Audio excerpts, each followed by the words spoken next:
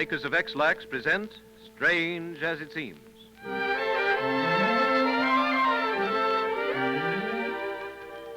Strange as it seems, the common everyday cold costs the people of America as much as $1 million a day. And while we don't know what causes colds, we do know some simple rules for their prevention and care. Here they are. Get enough sleep, eat sensibly, dress warmly, keep your feet dry, and of course, keep regular. But in keeping regular, be sure that the laxative you choose is the right one for you. For 29 years, X-Lax has proved to the satisfaction of millions that it is the right laxative for everybody, men, women, and children, rich and poor alike.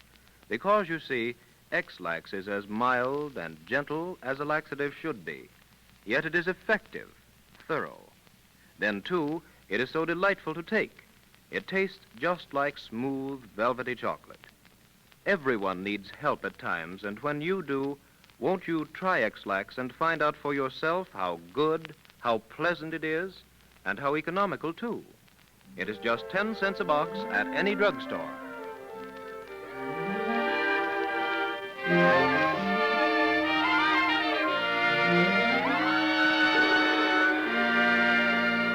The beard tax.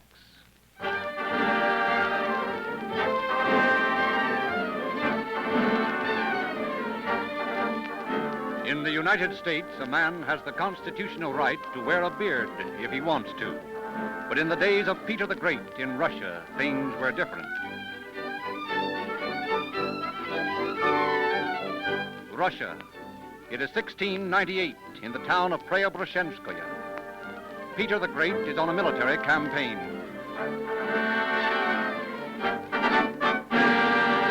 He is in a bad humor and doesn't mind who knows it. Several of his officers are seated around him, wondering where his wrath will fall next. What's the trouble with you Russians? When I left you to go to Europe, I thought you were men. I didn't expect to find a single person in all Europe that would compare with my countrymen. Well, I was wrong. Not one of you has the brains, the manners, the appearance of a European. You talk like idiots, you act like pigs, you look like hairy baboons. They'd laugh every one of you off the streets in Paris. At least we share your filthy straw at night and eat the awful meat at your table. What, Alexis Platoff? How dare you speak to me that way? You're emperor. Why not? We walk through icy torrents for you. We march for miles across the steppes for you. We live for your wishes, and we kill for your wishes.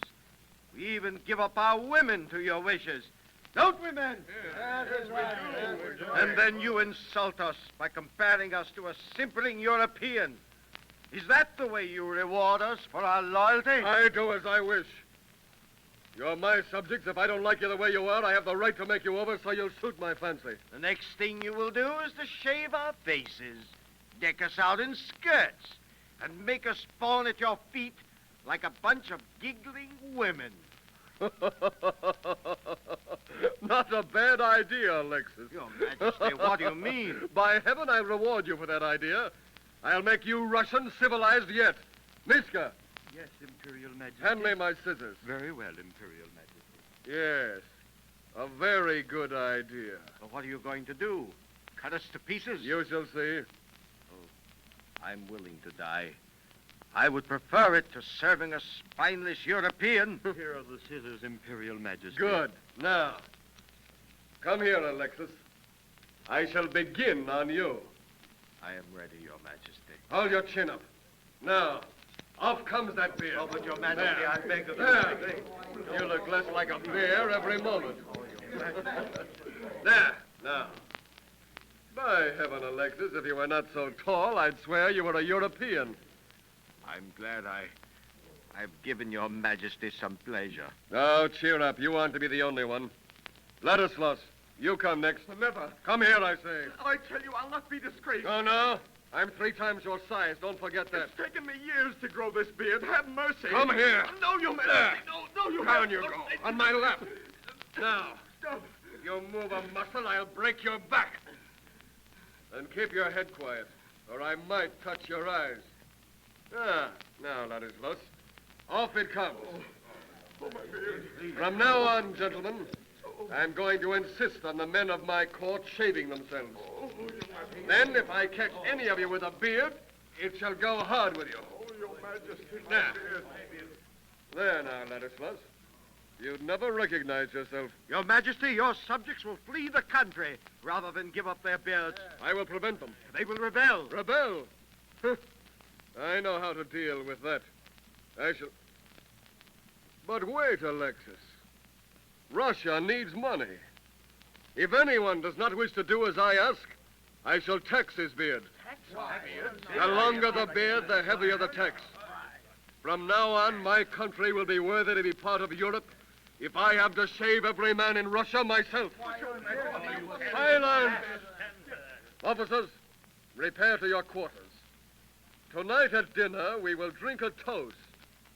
A toast to your absent beard.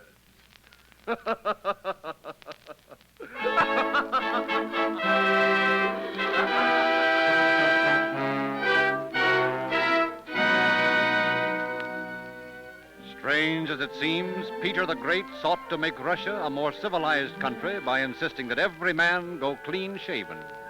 There were so many rebellions that he eventually merely levied a tax. Even as late as 1929, a small town in Russia levied a tax on beards in imitation of the first great member of the Romanov family. The race of the lone sailors.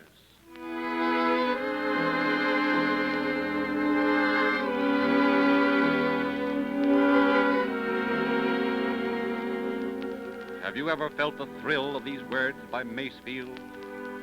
I must go down to the seas again, to the lonely sea and the sky. And all that I ask is a tall ship and a star to steer her by. There are men who feel this sea fever all their lives.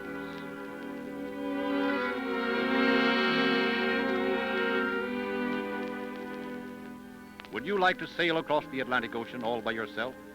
Some men have done it. In fact, two decided to race each other across. Each had a 14-foot dory, like an overgrown rowboat, complete with sail.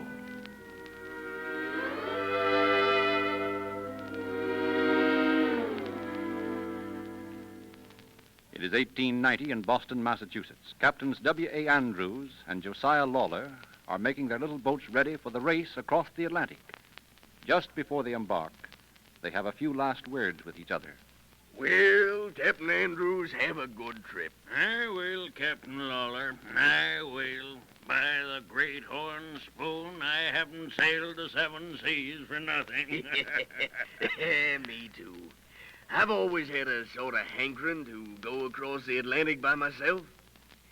Once when I was alone on the bridge sailing from Batavia to Hong Kong and watching the dawn coming up like thunder, the way Kipling says, I suddenly wished I could stand there alone forever, just looking at sea or sky.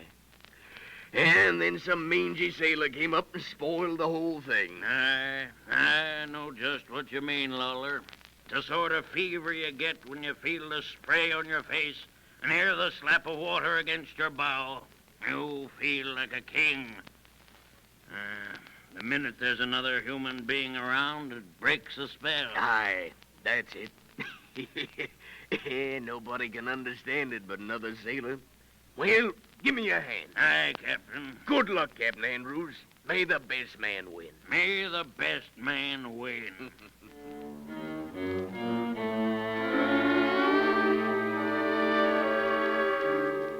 The two men set sail in their little boats. Gradually, they lose sight of land, then lose sight of each other. Behind them and ahead of them stretches the endless sea. Day follows day, black night follows night, and then a gray mist on the sea's face and a gray dawn breaking. For a time, all goes well, and then one day, heavy seas, mountains of oily green water swooping up, and then down again.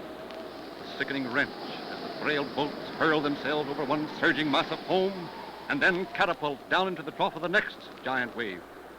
Captain Lawler's boat shivers, twists like an animal in a trap, finally capsizes. passing steamer sights Captain Lauder's overturned boat and rescues the exhausted man from the very jaws of the sea. Lift off the port bow! Clear lifeboat number 1! Stand by to lower away! Soon after, Captain Andrews' boat also capsizes. With no steamer to help him, Andrews struggles alone against wind and waves. At last, he succeeds in righting his craft and clambers back into the boat. With his hand on the tiller, he starts once more.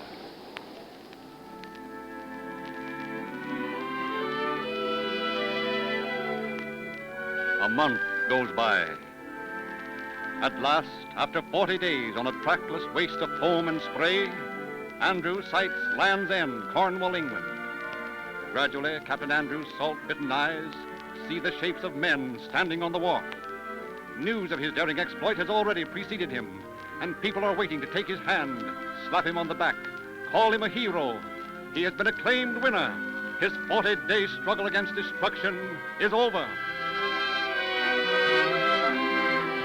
As he hauls in his sail and drops anchor, he nods to the waiting crowd, smiles at them. Outwardly, he looks happy, longing to be with his own kind once more. And yet, if we could but know Captain Andrews' thoughts as he makes ready to go ashore, we might hear the words of Masefield once again. I must go down to the seas again, where the call of the running tide is a wild call and a clear call that may not be denied. And all I ask is a merry yarn from a laughing fellow rover, and quiet sleep and a sweet dream when the long trick's over.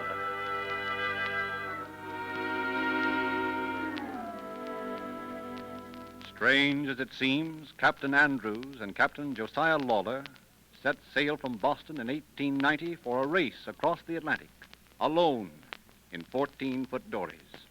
Andrews won by default. Later on, he and his young wife once more set sail in a small boat. They were never seen again.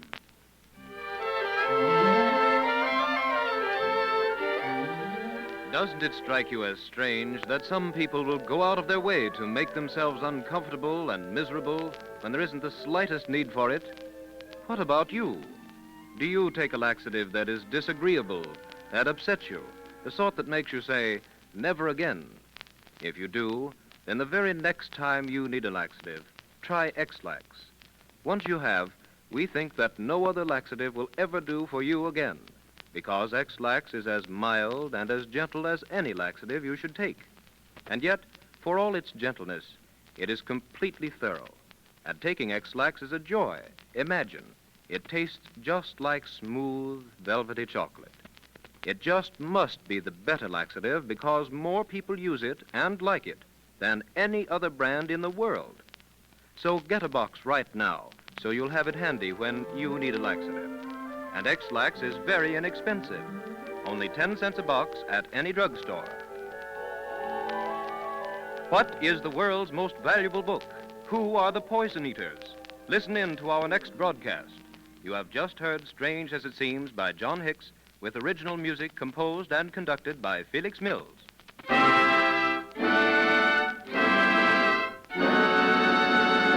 Blue eyes are colorless.